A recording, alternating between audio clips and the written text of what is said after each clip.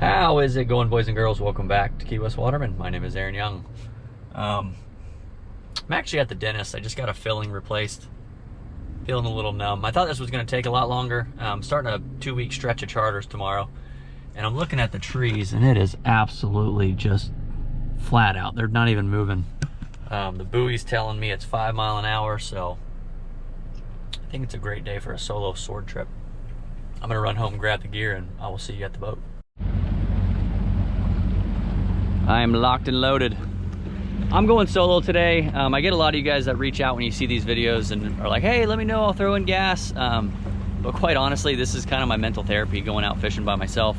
Just get away from land and all the crazies on land. I really do enjoy it, being out here by myself. Just the solitude's amazing for me. It's refreshing. But I'm gonna get a little more in depth today. I'm gonna kind of show you my reel, my rod, the leaders, how I set, what I'm fishing, all that stuff. So hopefully you learn something. If you're not familiar with sword fishing, it's very high risk, high reward. You're either a hero or you don't catch anything at all. Sometimes you get a mahi bycatch or something. But oh, and lastly, if you enjoy the videos, hit the like button. I know it's so annoying to hear us say that, but we ask for a reason. If you enjoy the videos, the more you hit the like button, the more the video gets out there, becomes more profitable, the more time I can spend doing these, which is my ultimate goal, is to make YouTube videos for a living. How amazing would that be, just to fish on my own? But I'm heading out. I will see you out on the sword grounds. Got a little bit of a run, so I'll see you there.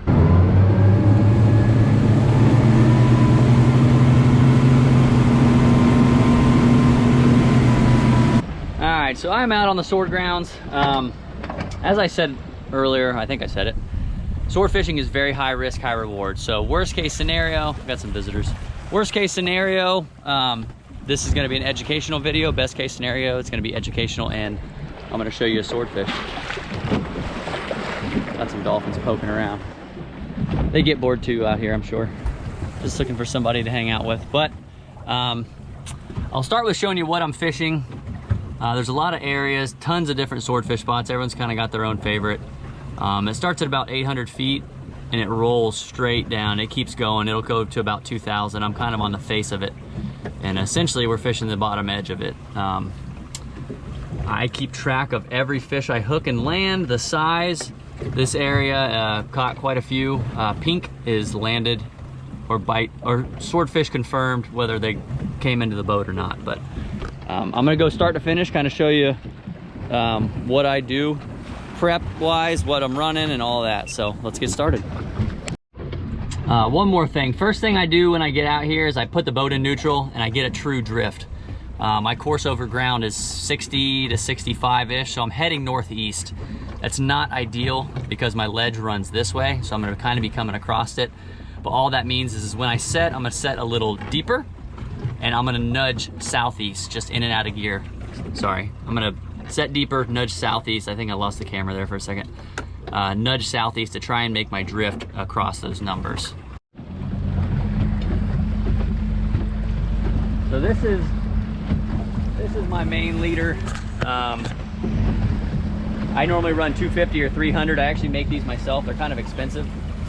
My good friend and the best sword fisherman in all of New Mexico, Matt Conrad, taught me how to sew these. They save you a ton of money if you swordfish a lot. But I always make it a habit every time I come out here, because this leader sits on the spool. I run this all the way out and drag it behind the boat just to get any sort of twist or anything out of there, because if you do a drop and you get a tangle, the whole drop was a waste of time. Just dragging it behind the boat, like I said, trying to get any kinks out at all. So this reel that I'm fishing is an LPS 1200. They have a 12 volt and a 24 volt version. This is the 12 volt version. It is on an Esky rod, actually a custom built sword fishing rod. Here in Key West, Esky Rod and Reel Repair. They make the best rods around, so had them make me a sword rod. So got that cleaned up. I'm gonna get our bait and get it set up. All right. So, normally fish 2 lights. Again, this main line is, I think this is actually 300. Sometimes I do 250, sometimes I do 300, depending on what I can get my hands on. No knots in these, it's all crimps. Big swivel, 300-400 pound swivel to the bait. This leader is about 150 feet long. This one's actually a little shorter because I've trimmed it a few times.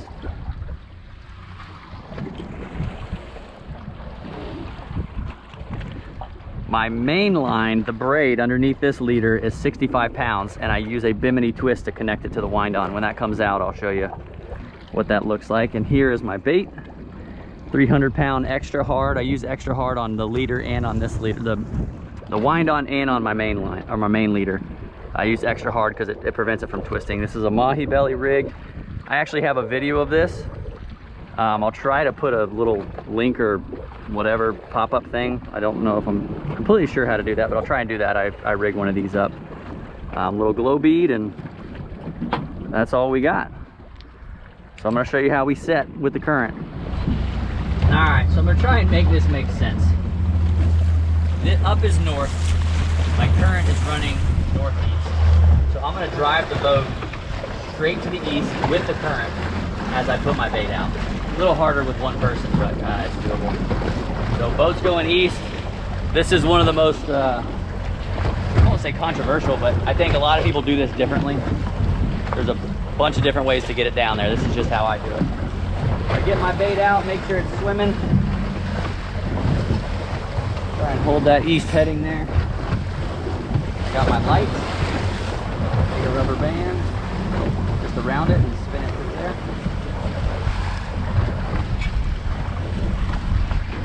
There's 100 different ways you can do this. There's not one right way. We all do it differently.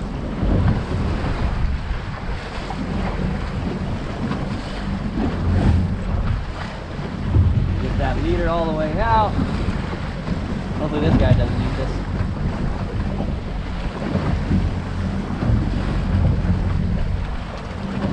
Some guys obsess over fresh baits. I've caught so many swords on frozen baits, older frozen baits. A lot of the baits you buy from the store are already frozen. So here's my wax loop where my weight goes. I'm gonna fish 10 pounds, about a 100-pound mono on a tuna clip. I'm gonna go on the main line, and I'm gonna go this way instead of under. It's easier to get off when that comes up. Down she goes. And I lost my heading, so this is gonna be all out of whack.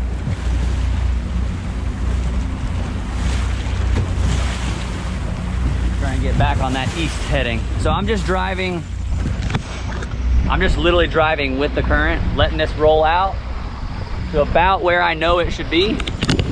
And I'm gonna stop, put the boat in neutral, and turn around and let it swing to me.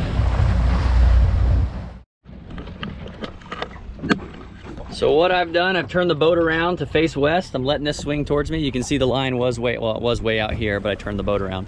So now it was way out this way, and it's swinging, and it's slowly gonna come up and down next to the boat. And I will be drifting that way. My bait will be out that way. I'm essentially dragging this. It's like a mutton rig almost, bottom fishing, or a downrigger, a really, really big, long downrigger. And sometimes I'm gonna bump it up a little. Sometimes it needs a little help just to get up and down. All right, so I'm pretty up and down. Essentially, I'm where I wanna be. I'm using the motors to bump myself in and out of gear today. About a 2-knot current, so I don't need the motors to stay in gear, stay up and down. Right now, what I'm gonna do is find the bottom. That way I just know where I am in the column. So there I am, I'm slack, not running out anymore. I remember that number, kind of ballpark where I am. I'm gonna bring it up about 100 revs, 150, maybe 120 revs to start. So there's a little over 100 revolutions, so about 70 feet off the bottom. And just to give you a timestamp start, it is noon. We're up and down, we are sword fishing right now. And now we get really bored and we wait. I will check back in. So I just got set on my first drift. I was working with the other camera, but just want to show you. It's 11:58, and I don't know what it is. I just have a good feeling. I'm feeling lucky today. I don't know why. So the majority of the time, sword fishing bites are very, very subtle. Sometimes they can be big, kind of depends on how you hook the fish, which way you swim it, and all kinds of different factors. But essentially what you're doing here is you're watching this rod kind of get the natural motion of the way it's working with the boat. And if you see anything irregular, it goes slack, it stays down, it's doing little double ticks. That's normally a bite. On rare occasion, you know, you get big squids that'll kind of mess with it, but very subtle bites, very hard to see. It takes a lot of practice, to be honest with you.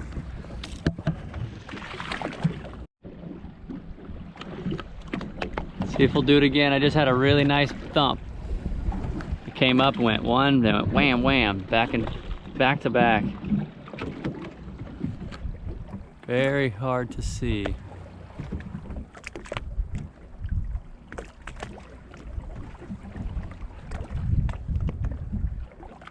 Right there, barely. Very, very subtle. I don't know if the camera can see it or if you guys can see it, but oop, right there. So now I wait, try and let this thing eat it. This is the most controversial thing. What do you do when you get a bite? Oh yeah. Seen it several times now. I'm gonna let him eat. He's eating it, so I'm gonna let him eat it.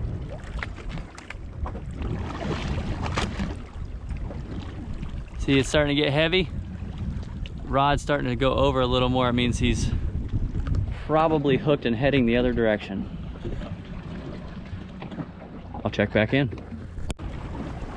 You can barely still see him. I'm gonna get these cameras set up and kind of get ready just in case something goes crazy. So I'm gonna turn this guy on. It looks like he's ate it and is headed the opposite direction. You can tell the real, not fishing crazy drag, I fish a really light drag. This fish set the hook hard on itself, so I didn't really have to do much. Got my harpoon, just in case.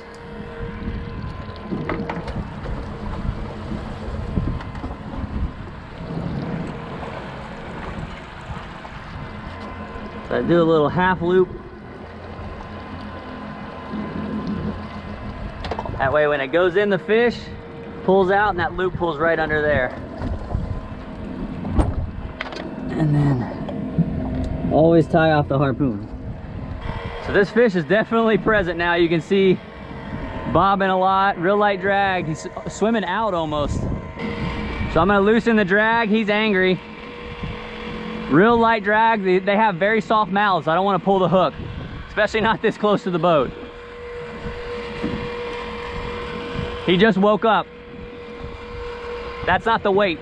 All right, we got a fight on our hands.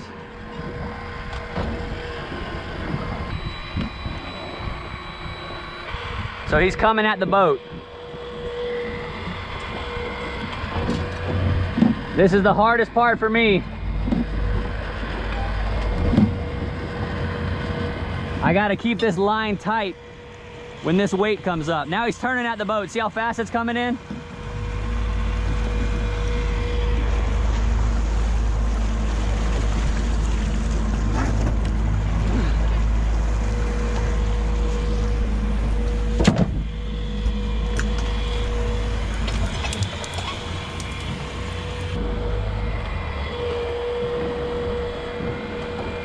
Got a little zoomer, he's fired up.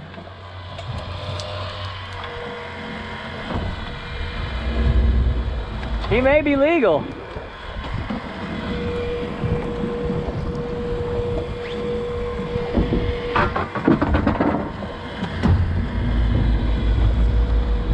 They always want to turn at the motors for some reason.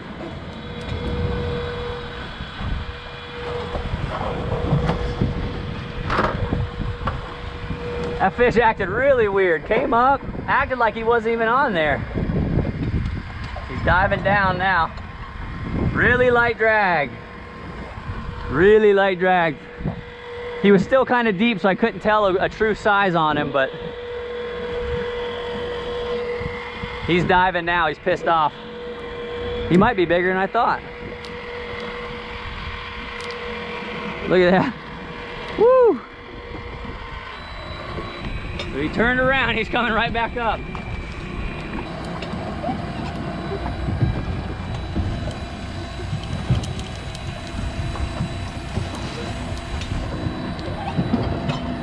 Right under the boat.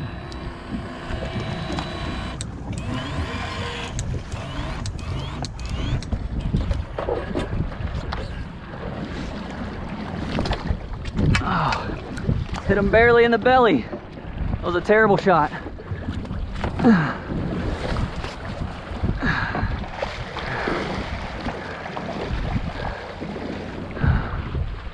Phew.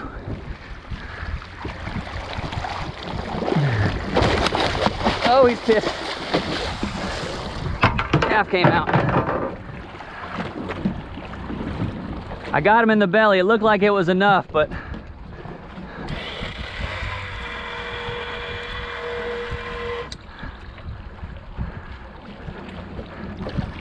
try and get this gaff a little better.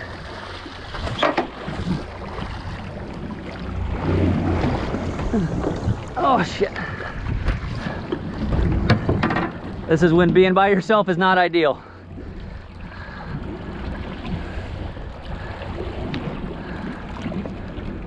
I think I got a good holding shot in him.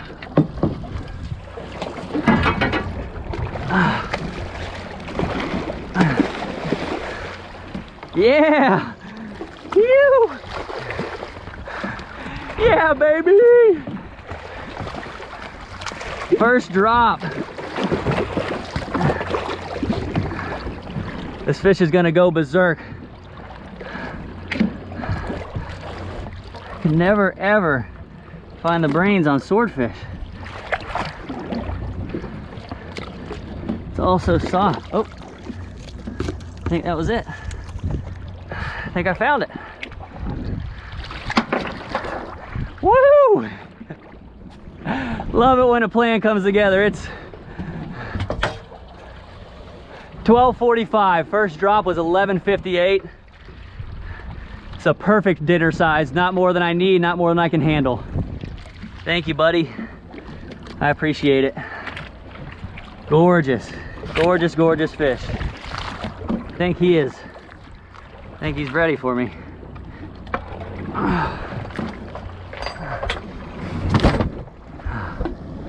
Phew! Yeah, fell right out. Perfect, perfect eater size. Thank you so much, buddy, for your sacrifice.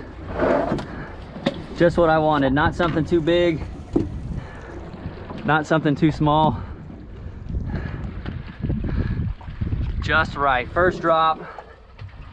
It's not even 1 o'clock yet. I've been out here not even an hour. Unbelievable. Oh, something happened there. Camera's too hot. Oh, thank you, buddy. Thank you so much. Sometimes it just comes together, and wouldn't you know, I said it. I don't know what it was this morning. After the dentist, I felt lucky, and sometimes you just have that feeling, and that's what I end up with. Love it. Gonna get this thing back. I'm gonna go to Instagram and try and reach out and see if anyone has a cool swordfish recipe idea that I'll use. I've got so many that I do, but I always do the same one, so I'm gonna head back, take it to Instagram, try and find a recipe, get this thing cleaned up, and we're gonna have swordfish for dinner. I'll see you at the fillet table.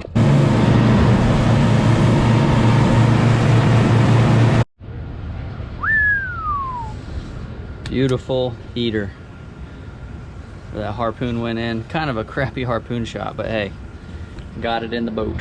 So I let this sit a few hours on ice. Like I said, I like to let meat kind of relax, especially a swordfish. So there's a few ways to take this down. The bigger ones, I normally chunk them up. Sometimes I'll chunk these up. I'm just gonna take the whole fillet off. I'm actually not gonna vacuum seal this tonight. Some of it will be eaten fresh, but a lot of it will be vacuum sealed, so I'm gonna leave it in a whole steak on ice. Let it continue to rest overnight.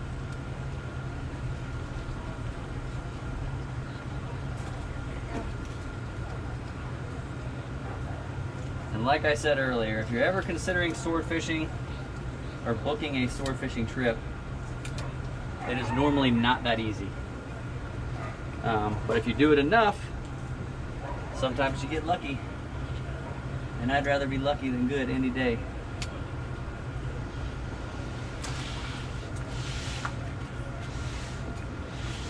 This guy's really healthy, very thick.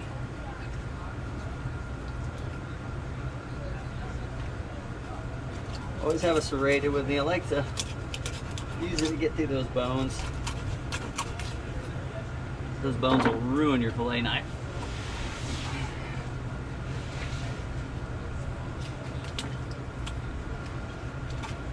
No big. No big, easy recovery.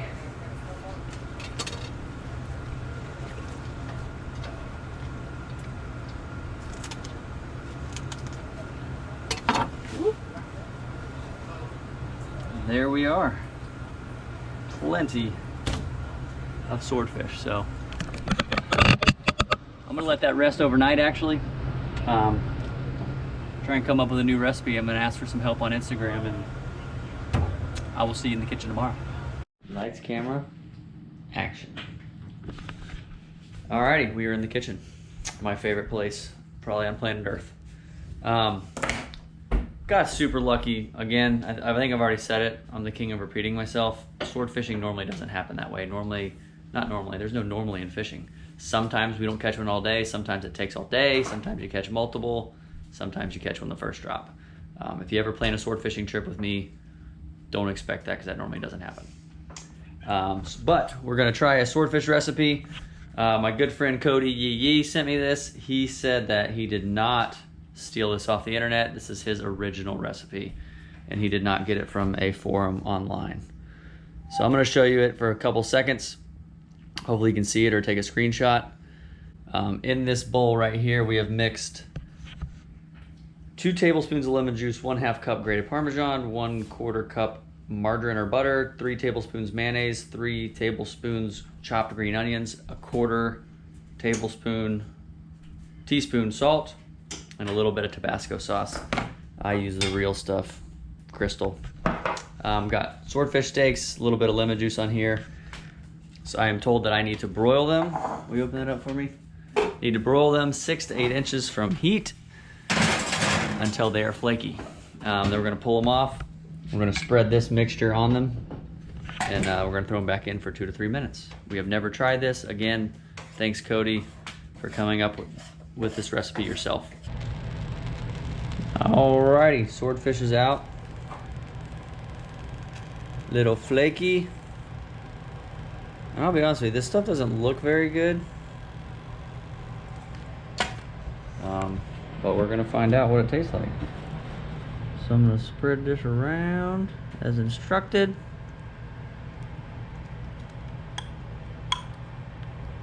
Doesn't look too bad. And back in the oven we go. Oh wow. Oh. Yes. That actually looks pretty good. That looks good. I'm impressed. I'm gonna try it. Do I have a fork out? Oh, I got a fork over here. So again, never have tried this one. Ooh, you don't know about these. James Ferreira's world famous Brussels sprouts. I don't know if I have the authorization to share those. I thought that was James or Austin. No, you always say that, or James. Oh. James is gonna be pissed. Sorry, James. She has no respect for you. I like James. What is it? Cream sauce? Cream of James. Cream of James. All right. People are probably wondering what the heck we are talking about. We have a, show them the cookbook. Yeah. We have a cookbook, so if you visit us, don't open it up. There's secrets in there. Okay, well. If you come and visit us, you're allowed to make a recipe, and if it's good enough, it makes it in the cookbook. Just so they can see that it is actually Cream of James. And one of James's was Cream of James. It was his choice to name it that. Anyways, that went on way too long. I'm gonna try this. Looks pretty good. I gotta get some of the sauce. I'm probably gonna burn the crap out of my mouth.